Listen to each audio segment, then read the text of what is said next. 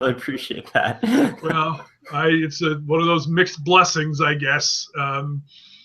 We just hope that there are people out there who have the breadth of vision to see why our breadth of vision is in fact needed and rare and valuable. Right. Hey, real quick, I'm hearing myself kind of echoing a little bit in the, I think in your speakers. Do you have headphones, or could you like turn just me down a little bit? It might release the echo. All right, so for that me to do that, I guess I plug in headphones and see if that's better. It just will Then make I've it got to the. headphones on my head, or I could just with turning the volume down. Yeah, if you turn the volume down just a little bit, then it won't like record it or pick it up with your microphone. All right, well, why don't we test this out and see what you think? Okay, check. No, it's better. That's good. Yeah, as long as you can hear me. I can hear you. Okay, good.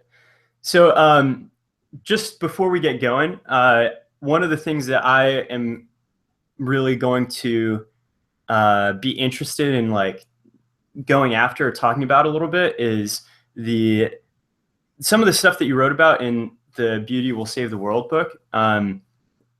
Just getting your story out there, and that transition from, I guess, being a little bit of a culture warrior at first, and moving into the I guess the religious humanism, I guess, perspective of the world, and using beauty to like undercut that polemic discussion. I think that that's obviously something that you care a lot about, and I think that really will jive with our audience, with the artists and kind of pastors and people who are listening to us. So, what are your thoughts about that? Yeah, sure. It's an important theme in my life. Cool. All right. Well, how do you feel about going live here?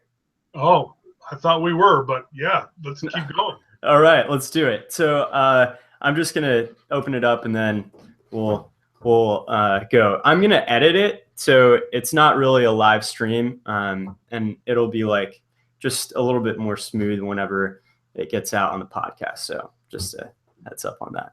But all right, well, everybody, welcome to the Catholic Creatives Podcast. We have an honored guest with us, Gregory Wolfe, who is one of my personal heroes for many reasons, but he's a man who's kind of blazed the way for Catholic thought to become relevant in the intellectual world through what he calls Christian or New Religious Humanism. So excited to have you on the podcast and have you participating in the group. It's a huge pleasure. Thank you and welcome. Thank you. I'm glad to be here. Thanks for asking. Yeah, absolutely. So where are you right now, and what's going on in your day? I am sitting in my study in Richmond Beach, Washington, which is a suburb just north of Seattle, where I'm based, and just happy to be here talking with you and looking out at the beautiful sky. All right. When someone asks you what you do, what do you tell them? If it's just like a short, punchy, like you're at a cocktail party and they ask you that, what do you say? Well, I have a jokey answer to that, and I have a more serious answer to that. So the jokey answer is that I call myself a professor of applied literature. I don't know. That's maybe not a really great joke, but if you're into academia, you know that there's things like, I don't know, like professors of applied engineering or applied physics or whatever. Yeah. So anyway, it's a little bit of an esoteric joke to say you're a professor of applied literature, but right.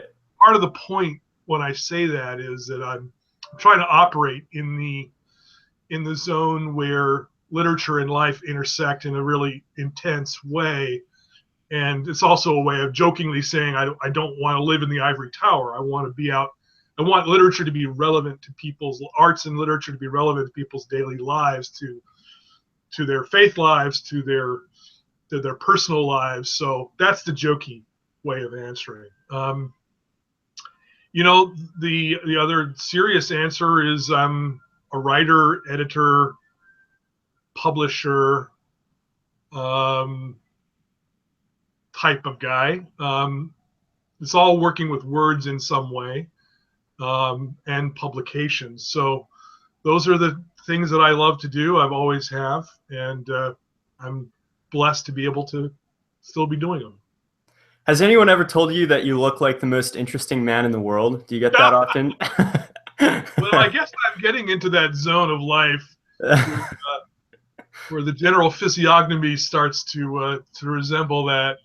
Although I think he's took off on a rocket to Mars, so I'm hoping maybe I can take over for him. Yeah, yeah, I think that you could do a good job, for I just sure. need two gorgeous babes on either side here. So my Yeah. wife's out of town. So anyway, never mind.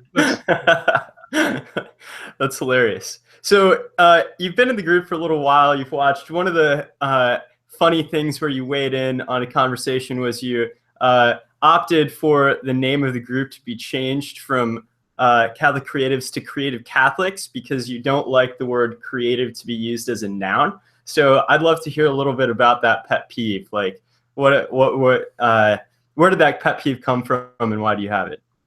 Well, yeah, you're being very gracious to let me air those thoughts here. I mean, partly I'm teasing, partly I'm not. Again, Right. yeah, I mean, I think it depends on what circles you've been in, what your experience of the word is. People's mileage may vary, as they say, but in the worlds that I've traveled in, there's the word creative has been turned into something of a fetish. Hmm. It part of the problem is that it's sort of been used as a sort of mantra, as if there's a certain kind of special human being who's set over and above the rest of the poor slobs in the world. Mm.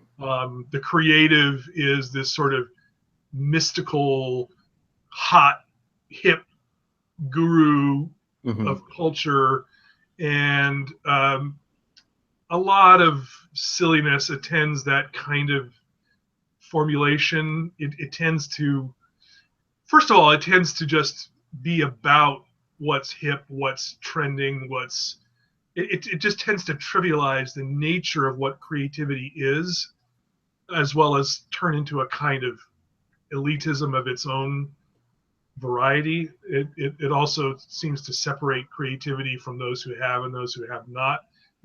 You could make a good argument that everyone has some creative element. So I guess also as a word person, I feel like those who love language the way writers do, editors, and I'm both, so I've got like a bad case of kind of obsession about language, Hmm. is that you're always on the lookout for what in the old days they called cant. It's a lovely word that nobody ever uses anymore, but cant words, cant expressions.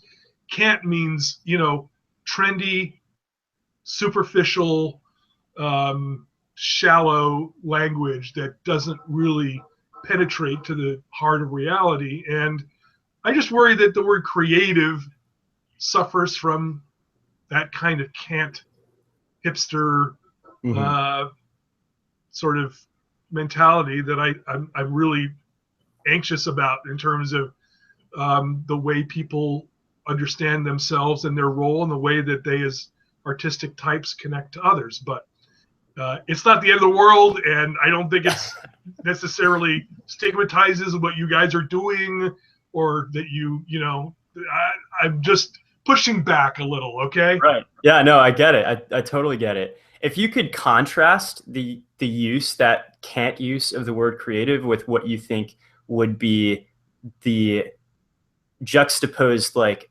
ideal definition of it, or the way that it should be used, or even just what the concept really means in its best form, what would you say that would be? Well, I think I tend to be suspicious of words associated with arts or crafts that tend to be what I consider on the soft, sentimental side. So, for example, even the word creativity Hmm. makes me a little twitchy. Um, I tend to prefer words that are just much more about. Um, I like art. I like craft. Hmm. I like words that are strong words about the nature of making rather than foofy words about spiritual, creative, interiority, and it just they tend to sentimentality and towards self-indulgence and just vagueness about what it is that artists or designers or what have you, however you define the kind of cadre of people you want within your Hmm. particular community. I think it's important to focus on what we do, what we make, how we make, and not tend to get too you know subjective when it comes to that, because it tends to just shade into sentimentality and sort of therapeutic um, mentality, and neglect that art and craft are disciplines. They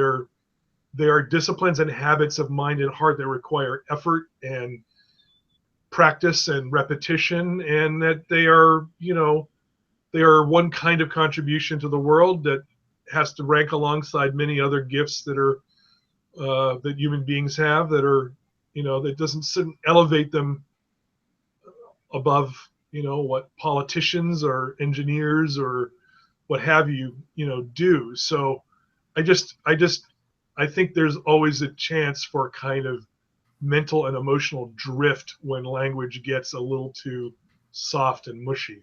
Hmm.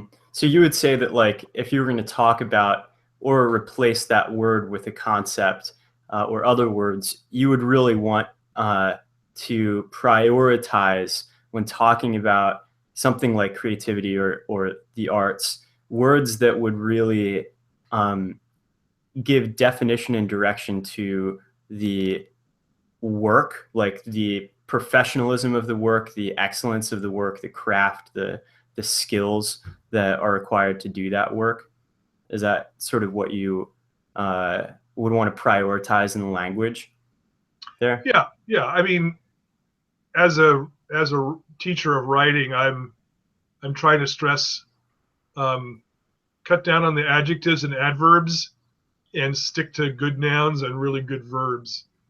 And the reason for that is that um, the descriptive words are tempting. You want to throw a string of three adjectives for every noun because it seems to be artistic to lavish description. But the mind and the heart tend to work better when the core noun or verb itself contains within it the strength, the power, the distinctiveness that you want. And yeah, I think it's about definition. It's about a kind of mental habit of being, to steal a phrase from Flannery O'Connor, um, that has a great precedent in the history of Catholic thought, for example.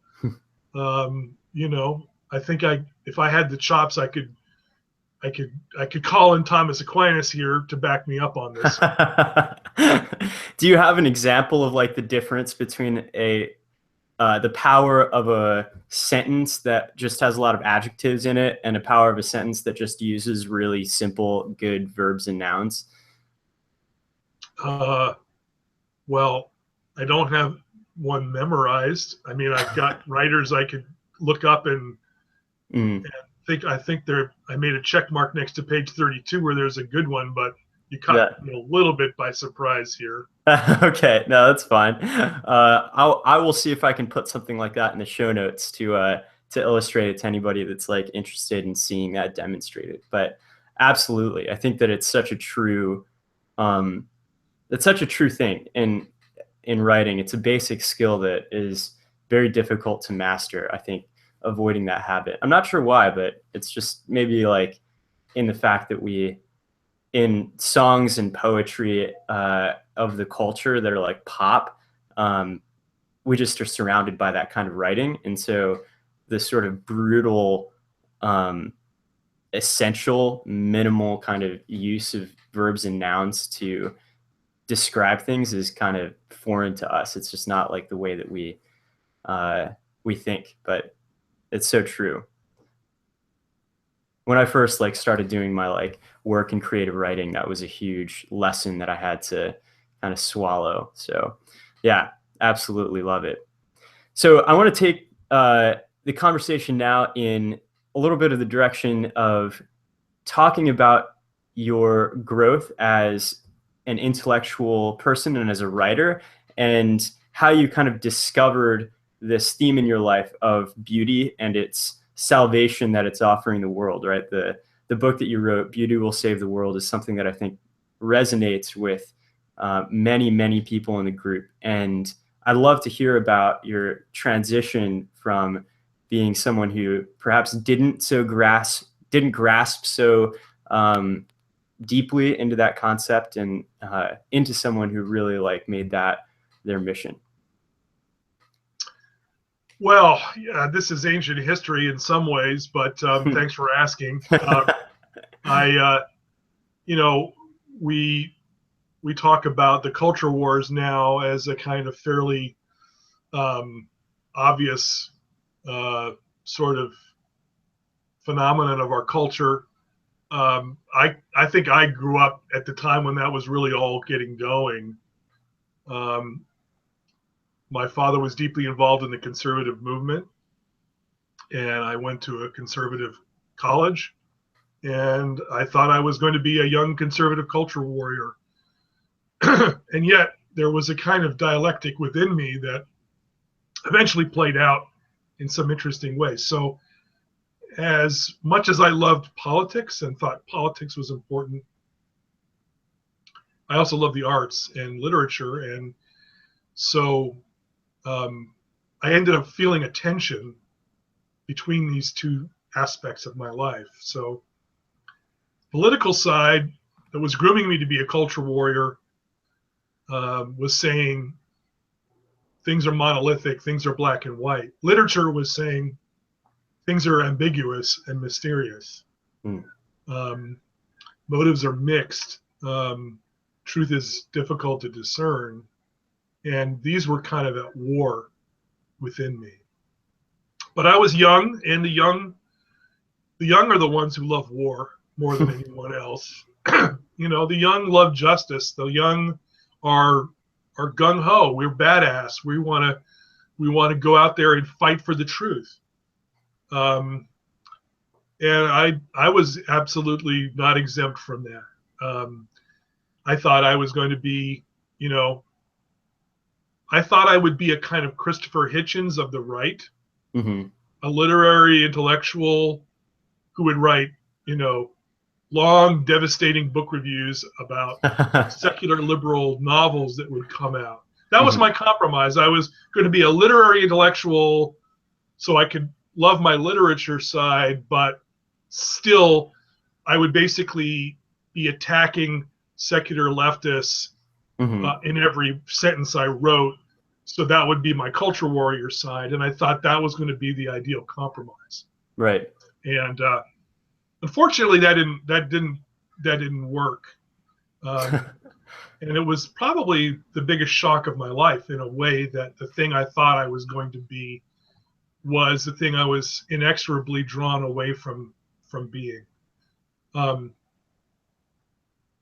so, for example, I was involved in National Review magazine, one of the first great conservative magazines in America, during the election of Ronald Reagan.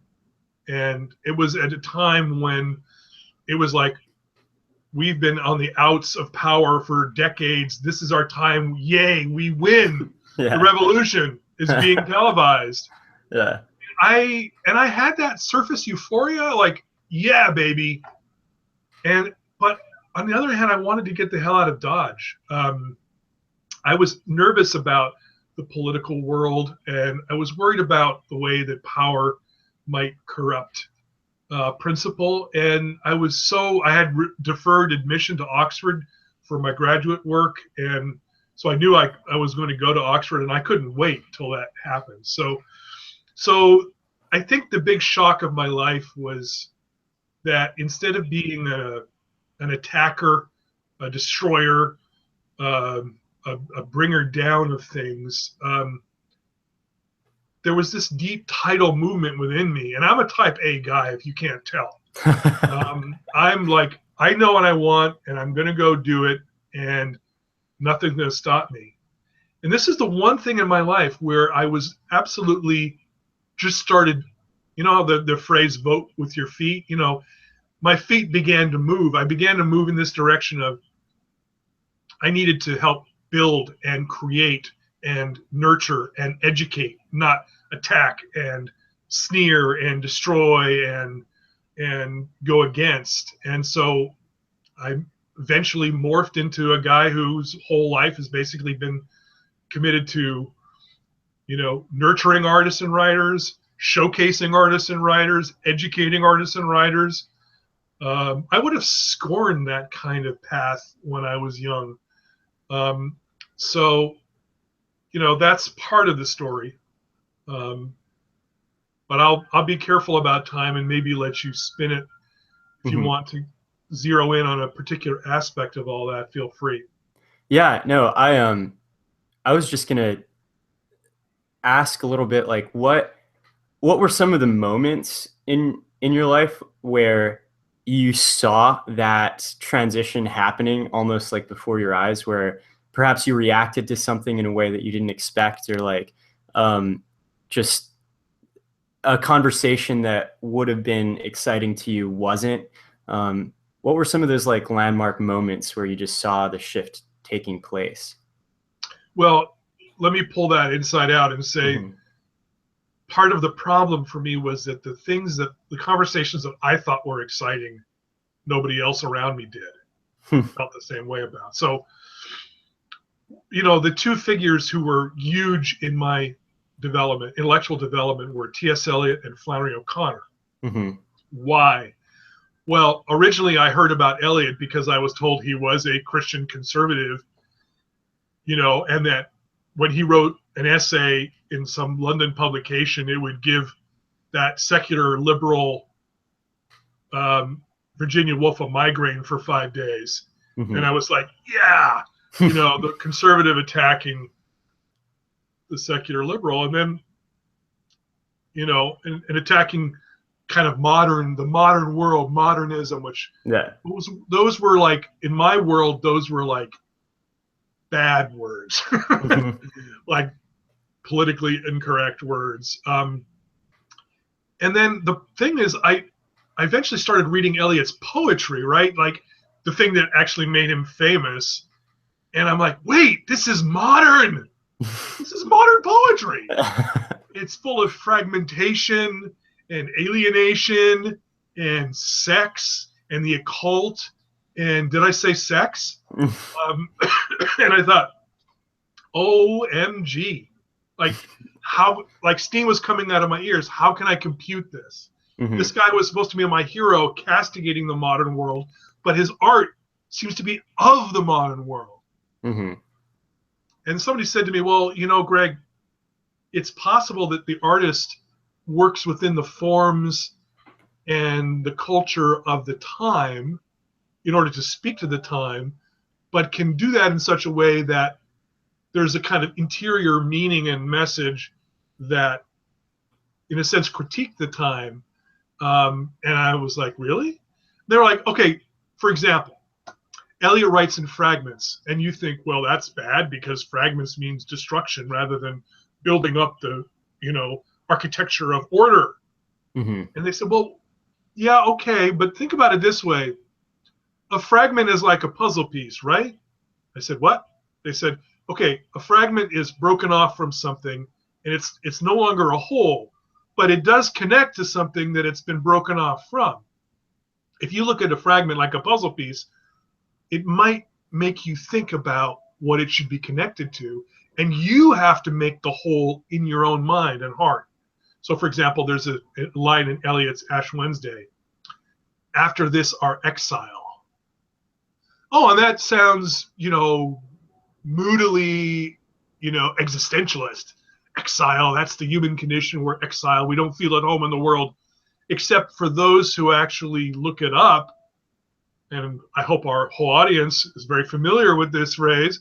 Mm-hmm. It's from the Salve Regina, of course. After this, our exile, show us the blessed fruit of thy womb, Jesus. Mm-hmm. So the fact that the fragment is there calls us to unite the fragment, to remember what we've forgotten. Mm-hmm. And then suddenly I realized, that's right, the artist works in the forms and breathes the air of the world that they live in, their own time, and critiques that time and tries to bring truth and grace to it through incarnationally through the flesh and blood of the time in which they lived. Mm-hmm. And then I noticed that Flannery O'Connor did the same thing with violence and the grotesque. So I would go back to my very conservative brothers and sisters and say, guess what? We should look for the new Eliots and the new O'Connors.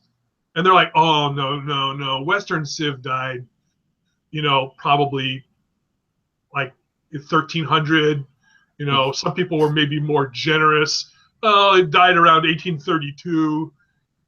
Like they were pretty much like, the best we can do is read Dante and look at Michelangelo, because Christian culture they had an attitude towards modernity, towards the world we live in, that I would call Gnostic, Mm-hmm. in the sense that the Gnostic heresy more or less said like the entire created world is like made by the evil God. So everything is physical, is gross, and we need to escape out of here to the true world. Well, these conservatives were looking at the world like modernity was so poisoned, so foul, so that nothing good could be made in the current moment because the world was corrupt. Mm-hmm. And I'm like, that's like saying the Holy Spirit's like stuck in a cage in a dungeon somewhere, Yeah. and we're cut off, and we can only circle the wagons and create art and literature as museum items. That can't be right. They're like, yeah, that's pretty much right. I'm like, I'm sorry, that can't be right. And so I eventually had to I had to walk away. And Mm-hmm. in some ways I felt guilty about walking away, because I love those people and I still have some real sympathy with certain fundamental insights of that world that raised me, but Mm-hmm. I had to go. I had to go follow this line of discovery that had become so important to me, and I just felt drawn to say we need to find the new O'Connors and Elliots and like give them a sandwich, um, feed them, publish their work, um, give them a break, raise a glass, support what they're doing, because we need more of them and we need them now. Do you think that there was anything specifically about your Catholic upbringing that led into that insight or amplified it when it was developing? Well, here's where I need to correct you, my friend. I did not, in fact, have a Catholic upbringing. Oh, really? Okay. I'm a convert. Didn't know that. And I converted when I was at Oxford in grad school. And knowing me, as you're beginning to do, you would probably guess that art had a lot to do with it. And you would be correct. Yeah. Particularly literature. I was reading O'Connor, Graham Greene, Mm-hmm. Evelyn Waugh, Walker Percy, Flannery O'Connor, Shusaku Endo, Georges Bernanos, Francois Mauriac, all this great 20th century cadre of brilliant writers, novelists, poets. And that was doing a big time thing on my heart. So that, in fact, was what drew me to the Catholic Church. And one of the problems that I ended up having with a lot of Catholics was a lot of ideological Catholics, whether of the left or right, politically left or right or theologically left or right, struck me as like being like Protestants. They were very sectarian. They were very much like, we are the one true church, our little band. And I'm like, I just left Protestantism to get away from people who saw that they were the only remnant of the church and everyone else was apostate. I embraced this church that's pretty broad, that the novelist James Joyce once described as "here comes everybody," and and suddenly I'm coming up against Catholics who strike me as overly Protestant sectarian, and I'm like, what? Stop! This is not what I joined up for. So in some ways, being a convert, I think, actually has helped give me some insights into what I call the Protestantization of the Catholic Church. And I think the culture wars, frankly, do push Catholics in that direction. Hmm. There's a lot of people out there who they have to label themselves and they have to belong to a cause. So I've come across trad. You're a trad, Yeah.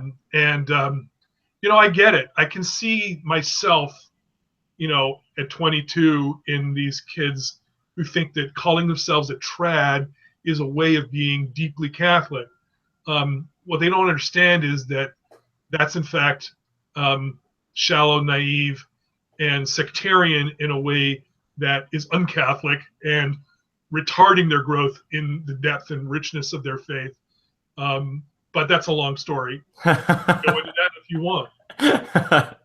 Yeah, well, I want to hear a little bit about how that led you into the the work with the image journal, and I guess the insight specifically that beauty and culture was the better way to, um, I guess, to do faith. Well, I guess the simplest way to put it is that, and this is really simple, faith is ultimately an attraction to what is beautiful rather than the mental assent to the truth of a proposition. Hmm. Um, and one of the problems with faith is that people are always trying to make it the latter. They're trying to reduce faith to a mental assent to the truth of a proposition. Um, and that's fine. We need to sometimes state ideas in abstract words, but um, I'm not going to. I don't. I'm not going to go to my death for an abstraction. I'm going to. I'm going to. I'm going to accept martyrdom because of a love that I have for a person um, who is who attracts my freedom. Um, and that seems to be God's method. Um, seems to me the method of Jesus Christ. Um, but it's something that we tend to forget. And this goes back to what I was just saying. Like when I was young, I thought that the single most important word in Christianity was the word orthodoxy. And it's a noble word. And Chesterton wrote a freaking great book about it. Um, and it's about staying true to something. And I get that.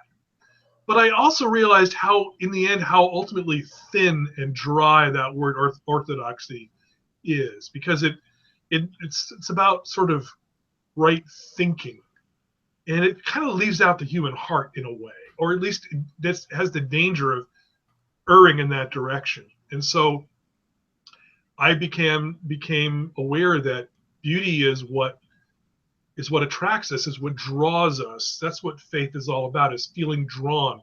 A great singer-songwriter that I love named Joe Henry has a song that he just came in his latest album called Swayed, to be swayed. And there's this great line in the song that he who cannot be seduced cannot be saved. He who cannot be seduced cannot be saved. And of course, it sounds mildly risque, which is what makes it a good piece of literature and songwriting. We think, oh, seduced, that's bad, that's sexual sin or whatever. But no, the point is, if your heart is not able to be swayed, to be moved, to be wooed by something, if you're so type A or whatever that you're going through life that you have got it all figured out, you're actually drifted away from faith. You don't have faith at that point. You're just a robot. You're an automaton. So, and I realized this was why art drew me. The beauty of art drew me to it. And I wanted to understand how it worked. And I wanted to help people who were, in a sense, makers of this beauty. And so, Image, the journal that I founded, so that draws what I was saying in the previous bit to this bit. So, that was the way of trying to create a venue, a showcase for the new T.S. Eliot's and Flannery O'Connor's, this world of beauty that I would put out into the culture, not as the browbeating culture warrior howitzer firing out of the fortress mentality of my little tribe, but here's beauty in the world that is accessible to anyone, regardless of your politics or your faith. Let it attract you. Let Image be this holistic thing that doesn't assert a credo. It doesn't say we assert the Catholic Catechism or whatever. It just let the mystery of who we were grow out of the whole sense of what you get from reading the journal. And, you know, yeah, it's true that if you don't spell it out, people might assume the wrong thing. I think some people think I'm a liberal Protestant, whereas I'm a fairly traditional Catholic in a lot of ways. But I don't mind that, because the goal is that Image be out in the middle of the culture and it be able to draw people from various zones. Whereas the world I grew up in was all about preaching to the choir. You know, almost all that ideological stuff is about beating the tribal drum for other people in the club.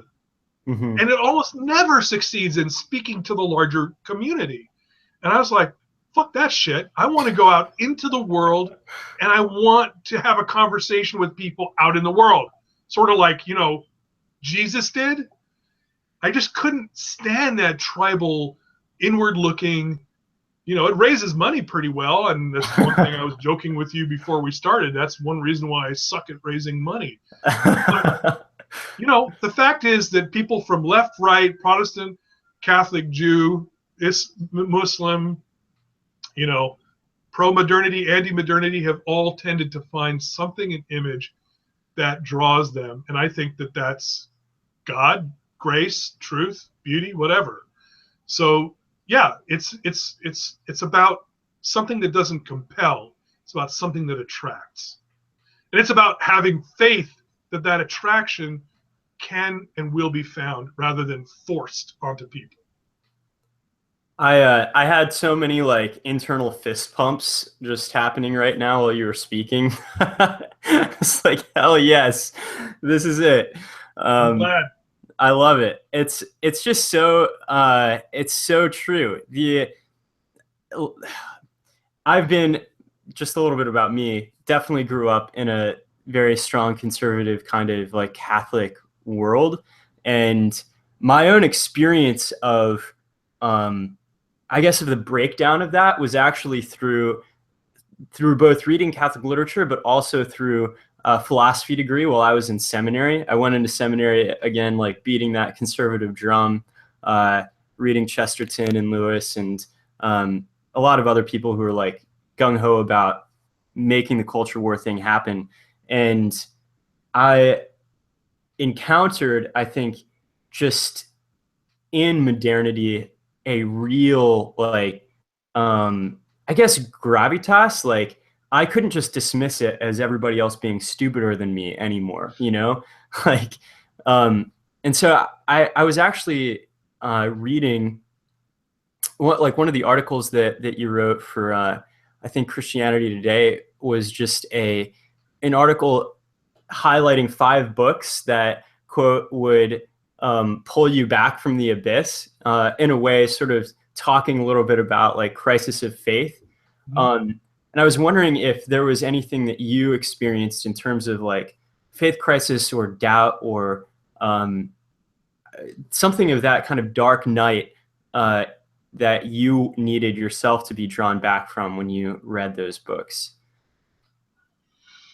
Ooh, yeah, that's a really good question. I think the formative books for me, as I told you, was that whole generation of 20th Right. century Catholic novelists. And part of what I needed to really struggle with at that point was, the culture war made a fetish of victory. It was always about winning, about triumph. And yet I realized that life involves a lot of defeats and failures. And my own parents' marriage failed. My sister's mental health failed. Things in my life, I was really at a loss in a culture that sort of values this sort of triumphalistic mentality, how to cope with those things.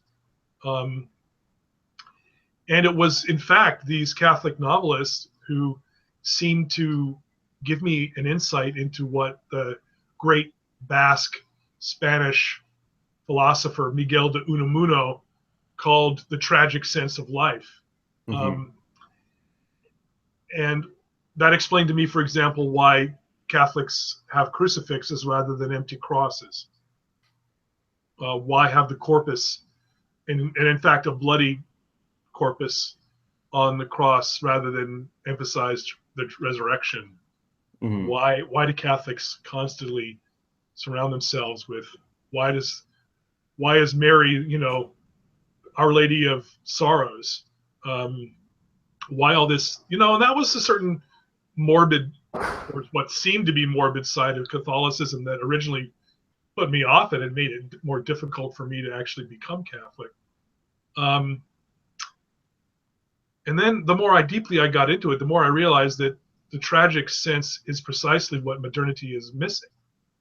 Hmm. Um, an awareness that certain things can't be healed this side of heaven. That, yes, Christianity is comic in the sense that a comedy is about something that goes full circle. And, yes, creation, fall, redemption. I get that. And we understand that our faith is comic in that sense, sort of like Dante's Commedia. Mm-hmm. True. But at the same time, and this is a deeply Catholic insight, it's not either or. The Catholic insight is both and, right? That's what ideologues forget. They want everything to be either or. And the Mm-hmm. young are not too hot on either, and they love either or.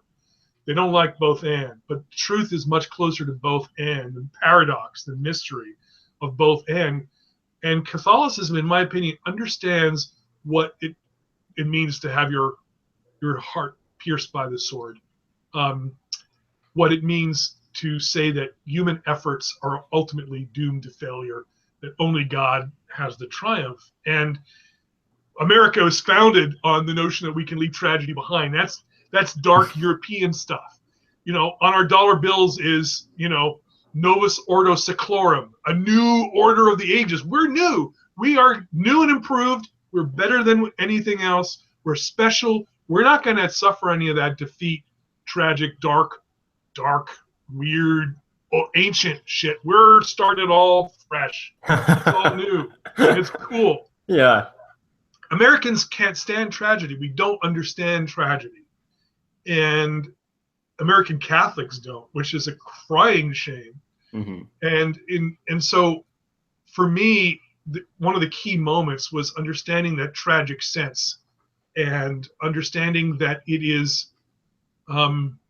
ennobling, that it Mm-hmm. actually gives more real optimism in the long run than the more superficial, frothy optimism of the kind of Americanist mentality. And I think one of my heroes, Richard Rodriguez, once wrote, and he writes a lot about being a Mexican American, about the difference between Mexico and America.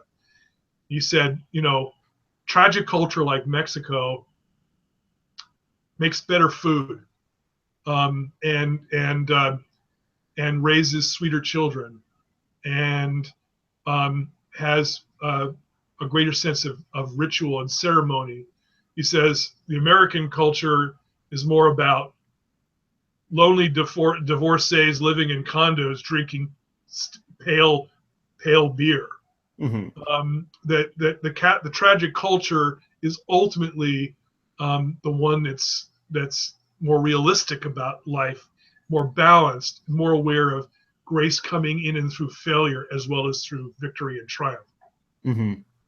Yeah, I love that. I think one of the most influential moments of my own kind of doubt was actually the thing that pulled me back from the brink. Is a couple different pieces of literature, but in reading Brideshead Revisited, I just so deeply connected with that kind of that tragic last paragraph where Charles has been like become middle aged, and just lost in everything all of the sheen of like youth and romanticism and glory.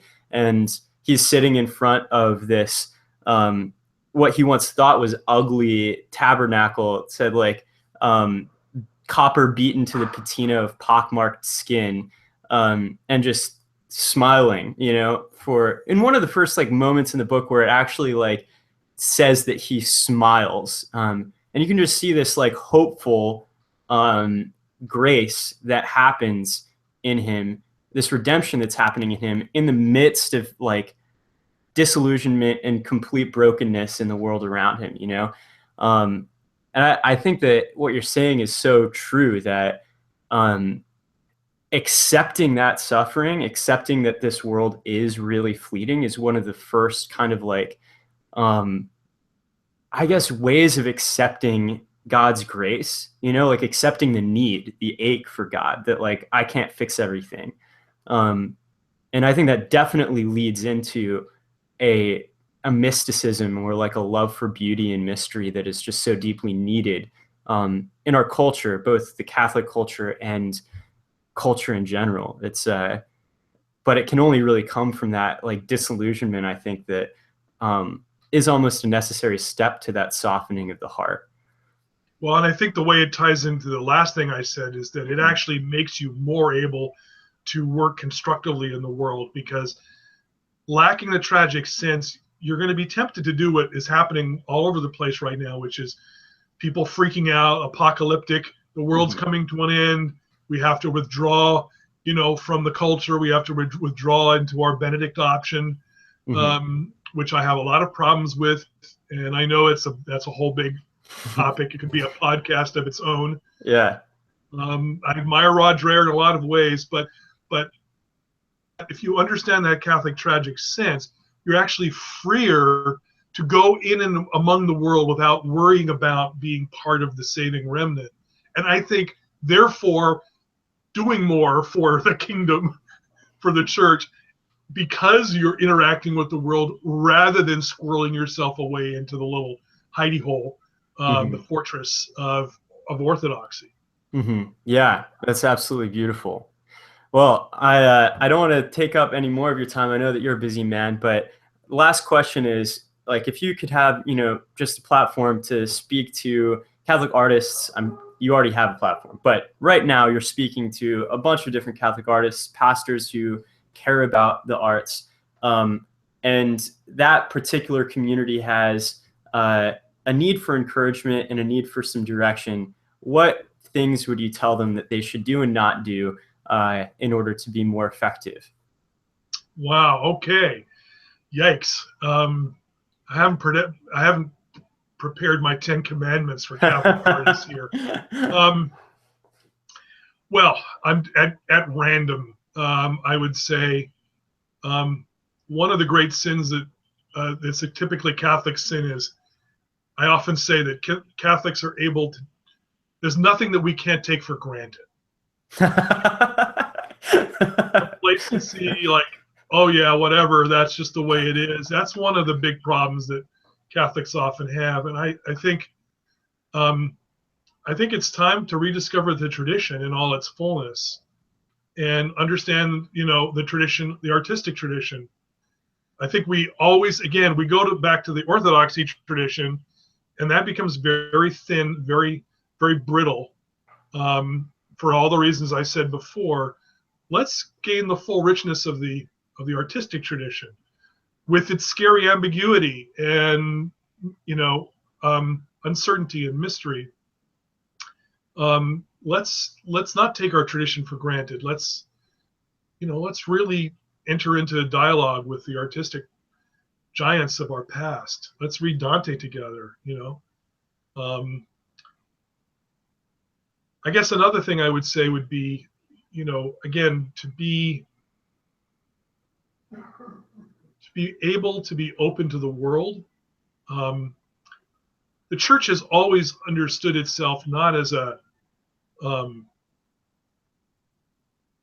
kind of barrier to the world, but maybe more like a filter, and constantly opening to what's happening on the street, and constantly taking in what's happening, working with it, and maybe filtering and purifying it to some extent, and then sending it back out. You know, the church assimilates what's going on in the culture and then makes it better in a sense and sends it back out into the culture.